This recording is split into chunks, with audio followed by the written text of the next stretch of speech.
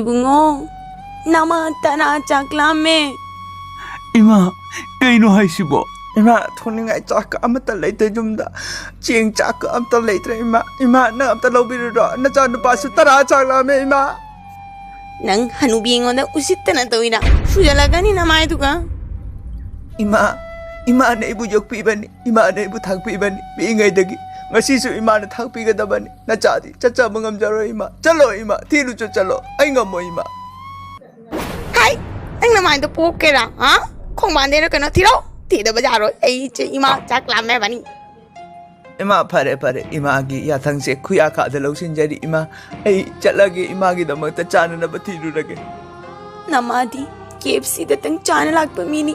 Ado, napasina, tatkrabani na, kari tau gani aji.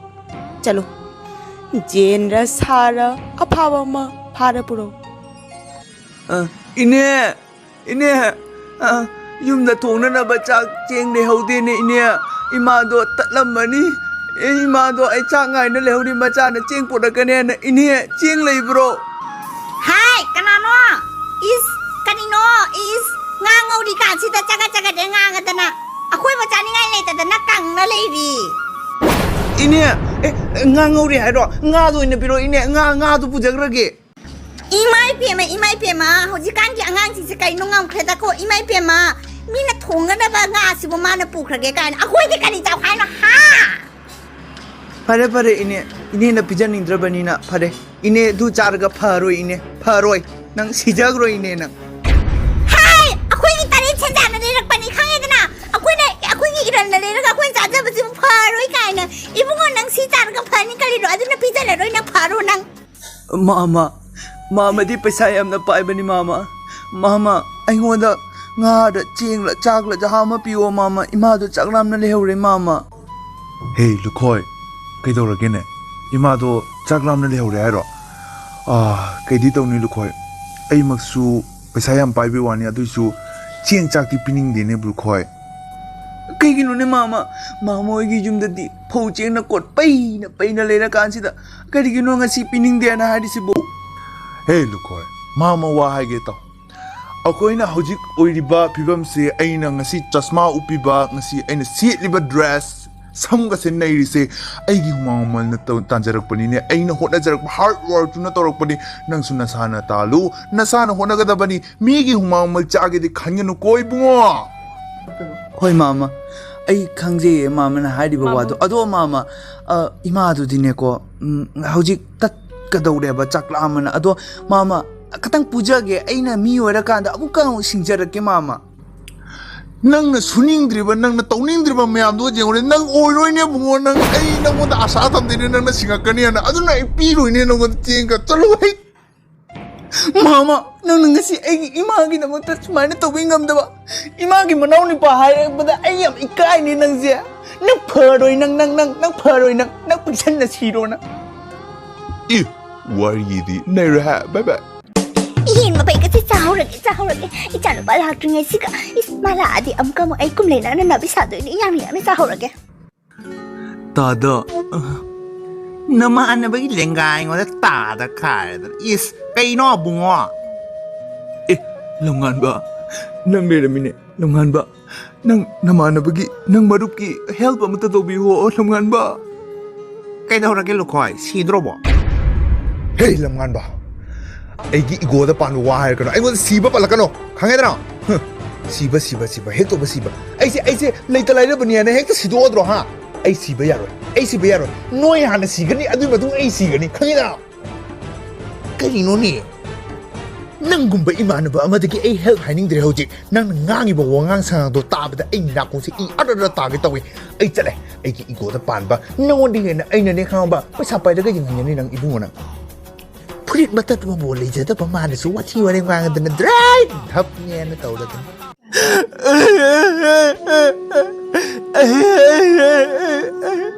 Aji imagi na mata chani ngai mata puni ngai letra. Hey mapu nong damban nang amtai kita mata help tau beu.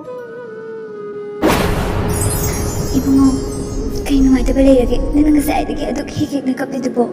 Hayro, nacheda hayro, sorry. Nananupida hayro, nachanupida hayro. Ima ima ai na mate help to bi uma ai chaningai tarningai amata leite ima Hey, kayo na ima haibo. Kayo na ima haibo. Ay na liver dress. Ay mo, ima nang mama bro. Hanang naman ko chupi jing jabi do. Duman bro. Harise.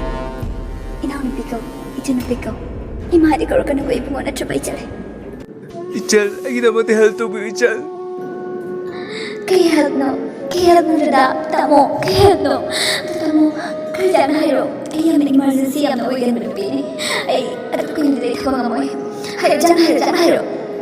ima aina help hai ba chalu bada ai ima na bane ai mama ne aduga ine ne kana mata na yarakte adu puna mata revenge lo ima revenge lo Ibungo, ay na haise. Nangyay awat pa to karino.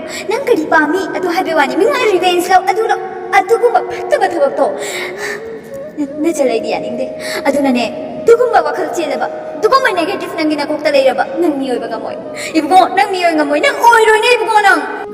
Dada ka naman ibugong ka kaukulit. May mariyaw to ba? Ibungo, nang nanay nangyay awat pa hayway mo si Adro ba niya? Ay hadre, ay time later. Ay silagay ko. Bye-bye! Ichanupa ng labo. Ay nga sa di chada na nga ilimine nang itamakta. ima nang talamdri ima ai di nang se siram mane na khan mani ima Kaniya! Ay, ang dasi mo yan, bro. Nang otan na ito yung kayo. Nang disi ka ba chay? Ay, disi ro eh. duwa ka to o ima nang kai jarage ima Chandri ne nga sa indiki. Nang nga inabada. Wada ba ni masi? ima pema asai aina chakiba ayuk tagi hojik sadawa nam phawa ima se ngai dun le ram ba ima pema ima se yamna wahal le dana aina adu ima hojik tagi war ro ima gi damata aina ne yamna achauba surprise ma puraga la abani ima dusu lairim bidagi laurei ni ima lairim bidagi Ha? Kayo ni? Putoro da na to di. Chalo pa na. Nung ay papaw mo pure. Oh, haji kay mami sa lagi. Ang putoro ko.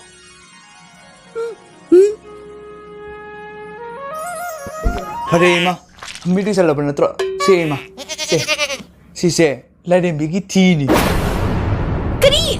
Mina rin bidagi. Hiyayo, penaw, pure. Nana kari, lalang bigi ti pure ro. Chalo, kong banda hundo ro. Oy roy nang. Chalo, si jaw ro. Mina hay do. Chuma bani. Oy roy.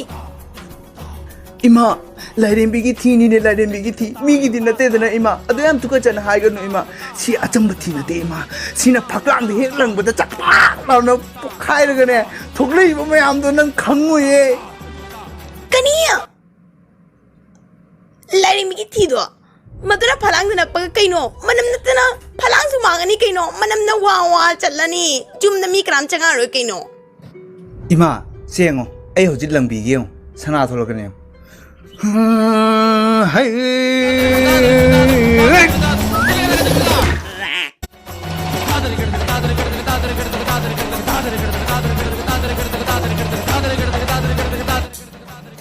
Pajari da na tawrisi. Pajari ba? Pajari! Haji pila mo do. Ay ma! Mi matano. Pinaw pure. Hiyay pure. Nana! Tinang pure. Tinang mo! Hiyay na lori na.